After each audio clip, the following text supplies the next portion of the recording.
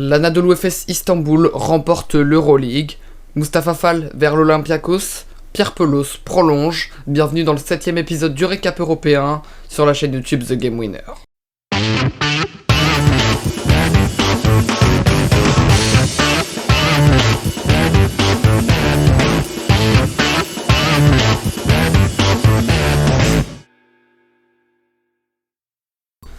Quelques semaines d'absence, mais nous voilà enfin de retour avec un nouvel épisode du récap européen qui va être riche en informations, que ce soit des transferts que je vous présenterai dans un premier temps.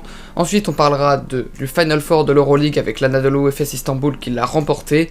Et on fera un petit tour du côté de nos espoirs, nos U18, avec l'Adidas Next Generation Tournament, et notamment l'LDLC Asvel, mais aussi le Real Madrid. Allez, sans plus tarder, on démarre avec les officialisations de transferts. Je vous parlerai aussi de quelques rumeurs qui concernent nos Français.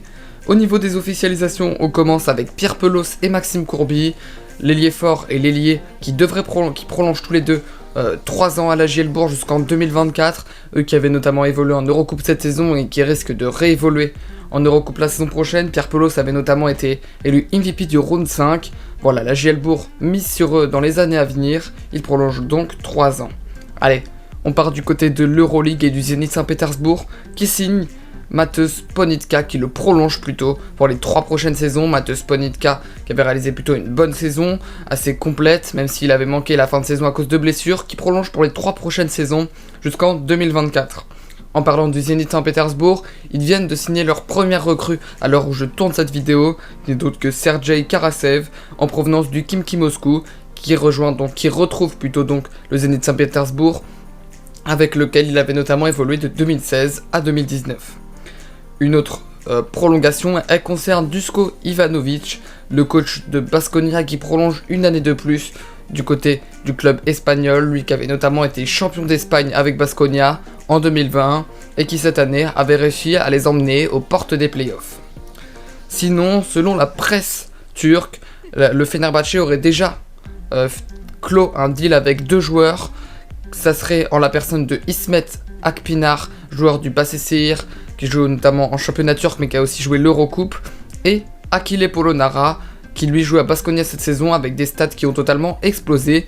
Selon la presse turque, en fait, les 2 joueurs auraient déjà signé, mais en fait, on attend l'officialisation en cette fin de saison et on attend surtout la fin de la Ligue turque pour avoir l'officialisation de ces 2 transferts. En tout cas, restez connectés, tous les trades seront à suivre sur les épisodes du récap sur The Game Winner, mais aussi sur le compte Instagram de French Basket Europe. Allez, je vais poursuivre avec 2 rumeurs qui concernent nos Français et 2 Français de la LDLC Asvel, les 2 qui sont potentiellement sur le départ. La première, c'est Guerschon Yabusele qui va quitter l'Asvel en cette fin de saison. L'Asvel n'a pas l'argent pour le prolonger, son salaire a explosé, il est passé de 300 000 à 1,3 million. On sait qu'il y avait des rumeurs sur lui du côté du Maccabi Tel Aviv et au Fenerbahçe. Finalement, je vous laisse tomber ces rumeurs puisque pour Guerschon Yabusele, ça sera soit la NBA puisqu'il va tenter sa chance en NBA, mais s'il n'a pas d'offre concluante, il reviendra en Europe et ça sera du côté du Real Madrid qu'il rebondira. En tout cas, c'est ce qu'a dit Mundo Deportivo. Affaire à suivre. Allez, on continue avec Mousfal, pivot de l'Asvel, Mustapha Fall, qui réalise plutôt une bonne saison assez complète et qui du coup s'attire pas mal de regards des clubs d'Euroleague, lui qui était notamment sur le départ, qui avait accusé notamment le club de l'Asvel de pas assez le faire jouer, de pas trouver les solutions avec lui dans la raquette. En fin de saison notamment, il va sans doute quitter ce club de l'Asvel et pourquoi pas aller du côté de l'Olympiakos Le Pirée. En tout cas, les rumeurs commencent à se confirmer, mais de plus en plus.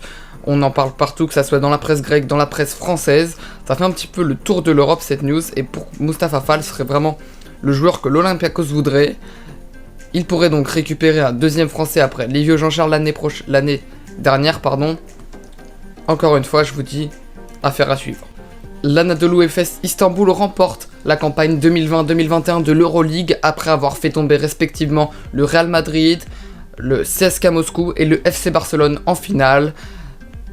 Au Final Four, ils ont donc triomphé contre les 2 derniers clubs que je vous ai cités. Sera d'ailleurs élu MVP de ce Final Four Vasilij Micic, qui réalise le doublé MVP de la saison régulière et MVP du Final Four.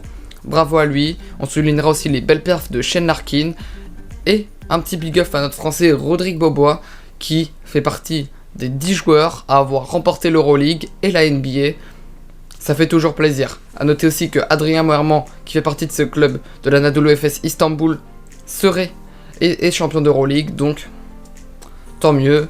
On apprécie que nos Français brillent à l'étranger. À propos de Vasilije Micic et de l'Anadolu Efes Istanbul, une petite rumeur comme ça, voilà, il était censé partir vers la NBA, mais son agent a confirmé que voilà, c'était pas l'année pour partir du côté de la NBA, sachant qu'il voulait pas qu'il ait une carrière à la Vasilis Spanoulis, donc on risque de voir Vasilije Micic en Europe la saison prochaine. On parle de pas mal de clubs, notamment du Real Madrid, mais on se dirige plutôt vers une prolongation du côté de l'Anadolu Efes Istanbul, donc voilà, pas trop de rumeurs finalement, il risque de pas beaucoup bouger, mais en tout cas bravo à Istanbul, on pourrait appeler ça le miracle d'Istanbul version 2.0, qui remporte enfin l'Euroleague après avoir dominé 3 années consécutives ce championnat.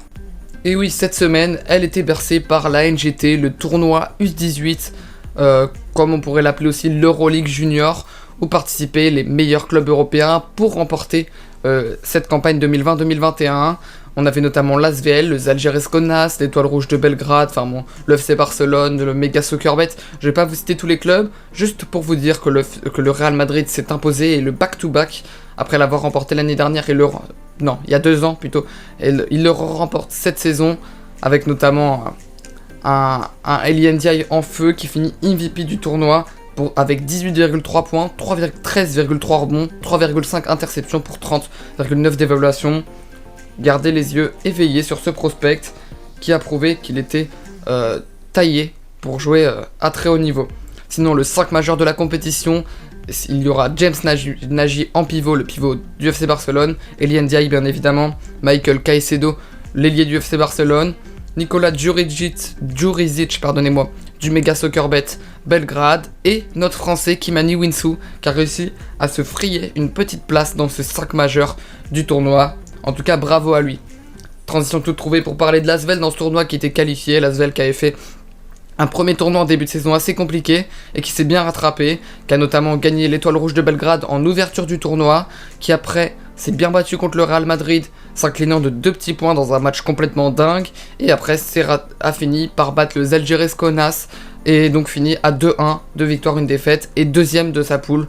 Bravo à eux, et bravo à Kimani Winsou, un groupe bien huilé, bien collectif, et on aime ça quand les clubs français brillent en Europe. Et voilà, c'en est fini pour cet épisode du récap européen, et comme vous pourriez l'avoir compris, dans le prochain récap européen, on ne parlera plus de championnat, plus de résultats, puisque toutes les compétitions européennes sont terminées. Et on abordera donc tous les transferts, donc si vous voulez être au courant du prochain épisode, je t'invite à t'abonner et à liker cette vidéo si elle t'a plu. N'hésite pas à partager aussi la vidéo à tous tes potes qui veulent découvrir le basket européen ou qui n'ont pas encore ces news-là. Et en tout cas, moi je vous dis juste un petit truc, n'hésitez pas, si vous voulez rejoindre la team The Game Winner, on recrute actuellement, tout se passe sur Instagram, venez nous contacter, on recrute un monteur et un membre polyvalent qui peut s'occuper un peu de tous les championnats, des réseaux sociaux, mais aussi surtout du basket féminin. Donc si vous connaissez une personne qui serait intéressée, ou même vous, n'hésitez pas à nous rejoindre et à nous contacter via Instagram. Voilà, tous nos réseaux de toute façon sont en description. Et puis moi, je vous dis à la prochaine pour un prochain épisode du récap européen. En attendant, portez-vous bien. Allez, ciao.